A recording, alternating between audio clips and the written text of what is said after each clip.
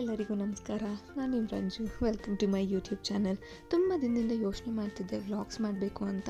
So ಯಾಕೆ ನನ್ನ ಮೊದಲನೇ ವ್ಲಾಗಿಗೆ ಗಣೇಶ ಹಬ್ಬದ ವ್ಲಾಗ್ ಆಗಿರಬಾರ್ದು. ಸೊ ನಾವು ಏನೇ ಹೊಸ ಕೆಲಸ ಅಥವಾ ಏನಾದರೂ ಹೊಸದಾಗಿ ಪ್ರಾರಂಭ ಮಾಡಬೇಕಾದ್ರೂ ಗಣಪನನ್ನೇ ಅಲ್ವಾ ಕೈ ಮುಗಿಯೋದು. ಸೊ ನನ್ನ ಫಸ್ಟ್ ಮಿನಿ ವ್ಲಾಗ್ ಕೂಡ ಗಣಪನ ಆಶೀರ್ವಾದದೊಂದಿಗೆ ಸ್ಟಾರ್ಟ್ ಆಗಲಿ. ಪ್ರತಿ ವರ್ಷದಂತೆಯೇ ಅಮ್ಮ ಈ ವರ್ಷ ಕೂಡ ಹಬ್ಬದ ಹಿಂದಿನ ದಿನ ರಾತ್ರಿ ಗಣಪನಿಗೆ ಅಂತಲೇ ತಿಂಡಿ ತಿನಿಸು ಎಲ್ಲ ರೆಡಿ ಮಾಡ್ಕೋತಿದ್ರು. ಸರಿ ಅಂತ ನಾನು ಒಂದು ಸ್ವಲ್ಪ ಹೆಲ್ಪ್ ಮಾಡಿದೆ.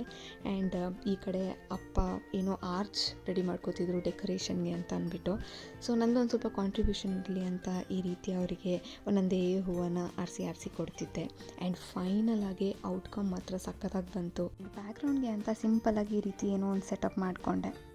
ನೆಕ್ಸ್ಟ್ ದಿನ ಅರ್ಲಿ ಮಾರ್ನಿಂಗ್ ನಾನು ಮತ್ತು ನನ್ನ ಮುದ್ದಾದ ಕ್ಯೂಟಿ ಪೈಸ್ ಗಣಪನ ಮನೆಗೆ ಕರ್ಕೊಂಡು ಬರೋಣ ಅಂತ ಹೊರಟ್ವಿ.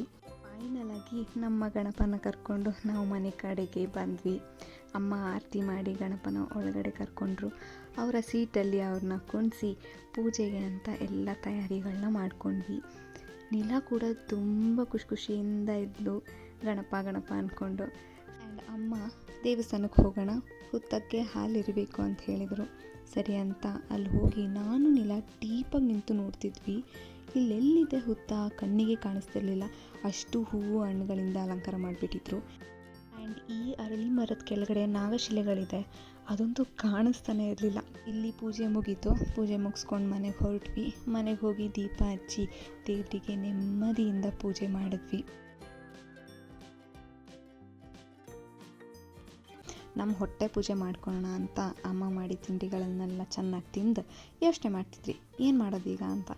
ನಂದು ಒಂದು ಬರ್ಡೇ ಗಿಫ್ಟ್ ಇತ್ತು, ಅನ್ಬಾಕ್ಸ್ ಮಾಡಿರಲಿಲ್ಲ, ತುಂಬ ದಿನಗಳಾಗ್ಬಿಟ್ಟಿತ್ತು. ಸೊ ಫೈನಲಿ ಅದು ಮುಗೀತು.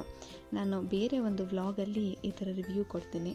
ಸೊ ಒಂದು ಚಿಕ್ಕ ಟ್ರಾನ್ಸಿಷನ್ ಮಾಡಿ ರೆಡಿಯಾಗಿ ಒಂದು ಕಡೆ ಗಣಪನ ದರ್ಶನಕ್ಕೆ ಹೋಗೋಣ ಅಂತ ನಾನು ಅಕ್ಕ ಬಾವ ನೀಲ ಹೊರಟ್ವಿ. ಇಲ್ಲಿಗೆ ರೀಚ್ ಆಗಿ ನೋಡ್ತೀವಿ, ಡೆಕೋರೇಷನ್ಸ್ ಮಾತ್ರ A1 ತುಂಬ ಚೆನ್ನಾಗಿ ಮಾಡಿದರು. On top of that Ganapa, ಅಲ್ಲಿ ಇಟ್ಟಿದ್ದ ಗಣಪ ಮಾತ್ರ ತುಂಬ ಮುದ್ದಾಗಿದ್ರು. ಸೊ ಗಣಪನ ದರ್ಶನ ಮಾಡ್ಕೊಂಡ್ರಿ. ಅಲ್ಲಿ ಕೊಟ್ಟಿದ್ದ ಪ್ರಸಾದ ತಿಂದ್ಕೊಂಡು ಒಂದು ಸಣ್ಣದಾಗೇನೋ ಈವೆಂಟ್ ನಡೆಸ್ತಿದ್ರು, ಅದನ್ನು ಕೂಡ ನೋಡಿ ಎಂಜಾಯ್ ಮಾಡಿಕೊಂಡು ಮನೆ ಕಡೆಗೆ ಹೊರಟ್ವಿ. ಸೊ ಈಗ ಸ್ಯಾಡೆಸ್ಟ್ ಪಾರ್ಟ್ ಏನಂತ ಅಂದರೆ ವಿಸರ್ಜನೆ. ನಾವು ನಮ್ಮ ಗಣಪನ ಕರ್ಕೊಂಡು ವಿಸರ್ಜನೆ ಮಾಡೋ ಜಾಗಕ್ಕೆ ಹೊರಟ್ವಿ. ಸೊ ಅಲ್ಲಿ ಹೋಗಿ ನೋಡ್ತೀವಿ ಜನ ಸಾಗರ, ಎಲ್ಲರೂ ಅವ್ರ ಗಣಪನ ಕರ್ಕೊಂಡು ವಿಸರ್ಜನೆ ಮಾಡೋಕ್ಕೆ ಅಂತ ಬಂದಿದ್ದರು. ನಮ್ಮ ಗಣಪನಿಗೆ ಫೈನಲ್ ಆರತಿ ಮಾಡಿ ವಿಸರ್ಜನೆಗೆ ಅಂತ ಕಳಿಸ್ಕೊಟ್ರಿ. ನನಗೆ ಲಾಸ್ಟ್ ವೀಡಿಯೋ ಕ್ಯಾಪ್ಚರ್ ಮಾಡೋಕ್ಕಾಗಲಿಲ್ಲ, ಯಾಕಂದರೆ ಅಲ್ಲಿ ತುಂಬ ಜನ ಇದ್ದರು. ಅಲ್ಲಿಂದ ಹೊರಡ್ಬೇಕಂದ್ರೆ ನೋಡಿದ್ರಿ ಎಷ್ಟೊಂದು ಜನ ಅವ್ರವ್ರ ಗಣಪನ ಕರ್ಕೊಂಡು ಬರ್ತಿದ್ರು ವಿಸರ್ಜನೆಗೆ ಅಂತ. ವೈಬ್ ಮಾತ್ರ ಅಮೇಝಿಂಗ್ ಆಗಿತ್ತು. ಇದನ್ನೆಲ್ಲ ಕಣ್ ತುಂಬಿಸ್ಕೊಂಡು ನಾವು ಮನೆ ಕಡೆಗೆ ಹೊರಟ್ವಿ. So this is how I enjoy the ಹಬ್ಬ.